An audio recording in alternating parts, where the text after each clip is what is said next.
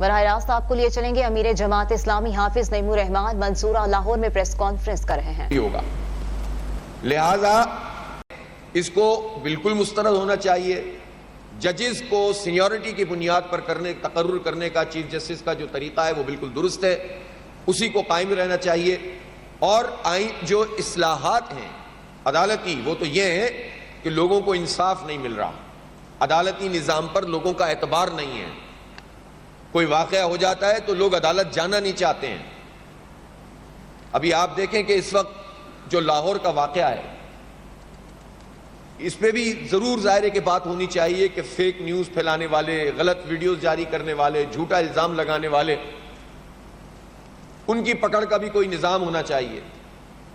لیکن کیا یہ واقعہ نہیں ہے کہ بہاولپور ہو یا ملتان ہو یا لاہور ہو یا کسی اور جگہ پر ملک میں جب اس نوعیت کے واقعات ہوتے ہیں تو اس پر جب عدالتیں اپنا کردار ادا نہیں کرتی, فیصلے نہیں ہوتے, مجرموں کو کیفر کردار تک نہیں پہنچایا جاتا, حکومتی دباؤ میں چیزوں کو جو ہے وہ ایک طرف رکھ دیا جاتا ہے, تو پھر کیسے لوگوں کا اعتبار قائم ہوگا حکومت پر؟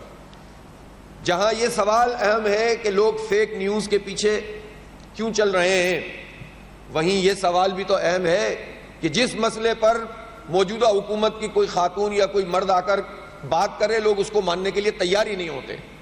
ان کی کریڈیبلٹی کا یہ عالم ہے. اس کیس میں بھی حکومت کا موقف لوگ اس لیے ماننے کے لیے تیار نہیں ہو رہے کہ حکومت کی کوئی ساکھ نہیں ہے, ایک جھوٹ کی بنیاد پر قائم ہونے والی یہ حکومت ہے.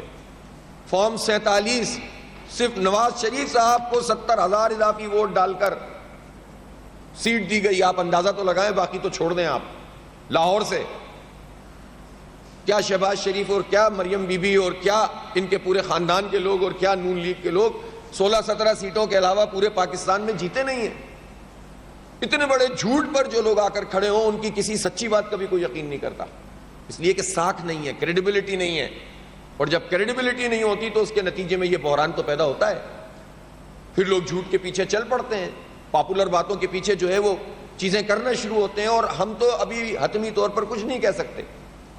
اس کی جو تحقیقات ہیں, میں خیر مقدم کرتا ہوں جو لاہور ہائی کورٹ نے فل بینچ بنائی ہے کل, اور اس میں بہت واضح طور پر جو طریقہ کار عزت نفس کو مجروح کیے بغیر اور عزت اور وقار کے ساتھ انصاف دلانے کا ہے وہ ہونا چاہیے. ہمارے ملک کا المیہ یہ ہے کہ جب یہ واقعات ہو جاتے ہیں تو لوگ اپنی عزت بچانے کے لیے مدعی نہیں بنتے. اس سے بڑھ کر افسوسناک بات کوئی نہیں ہو سکتی کہ کسی کے بچے اور بچی کے ساتھ زیادتی ہو اور وہ مدعی بننے کے لیے بھی تیار نہ ہو, اس لیے کہ پورے نظام پر سے لوگوں کا اعتبار اٹھا ہوا ہے. یہاں لوگوں کی عزتیں محفوظ نہیں ہیں. لہٰذا یہ معاملہ صرف ایک واقعے کا نہیں ہے, یہ واقعہ تو ایک طور پر ایک علامت کے طور پر سامنے آ گیا. اصل میں تو پوری سوسائٹی میں جو غم و غصہ موجود ہے اس کا اظہار ہے. جو ہمارے ادارے ہیں ان پر اعتبار نہیں ہے لوگوں کا, چاہے وہ عدالت ہو یا پولیس کا ادارہ ہو یا کوئی ادارہ ہو. حکومتوں کا میں نے آپ کو بتایا کہ ان کی ساکھ کیا ہے.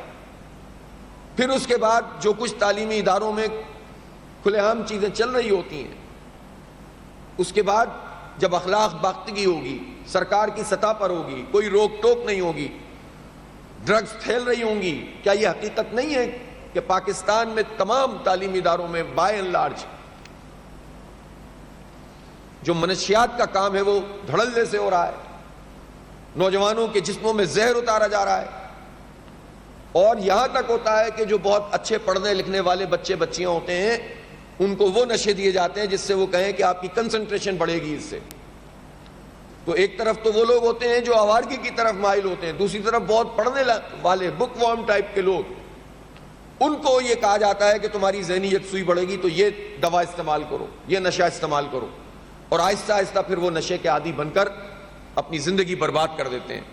اور یہ سب کچھ چل رہا ہے, کوئی پوچھنے والا نہیں ہے. کون سا ادارہ ہے, کوئی حساس ادارہ جو اس پر کام کرتا ہو, کوئی پولیس, کوئی رینجرز, کوئی ISI, کوئی MI, کوئی حکومت, کوئی FIA, کسی کو نوجوان نسل سے غرض نہیں ہے. جو کچھ تعلیمی اداروں کے بے شمار مسائل ہیں, جتنی چاہو مہنگی تعلیم کر دو, جتنا چاہو فیسیں بڑھا دو, جو چاہو کرتے رہو, کوئی پوچھنے والا نہیں ہے. یہ وہ سب فرسٹریشن ہے کہ جس کا اظہار پھر کسی ایک واقعے کی صورت میں سامنے آتا ہے. حکومت اور ریاست کو اس مسئلے کو ایڈریس کرنا پڑے گا, لوگوں کو ریلیف دینا پڑے گا, حق اور انصاف فراہم کرنا پڑے گا, لیکن بجائے اس کے کہ ان کور ایشوز پر توجہ دیں. اپنی مرضی کا چیف جسٹس چاہیے, اپنی مرضی کی عدلیہ امیر چاہیے. جماعت اسلامی حافظ نعیم الرحمان پریس کانفرنس کر رہے تھے. انہوں نے کہا کہ آئینی ترمیم مسترد ہونی چاہیے. ابھی سبسکرائب کریں تاکہ کوئی خبر رہ نہ جائے.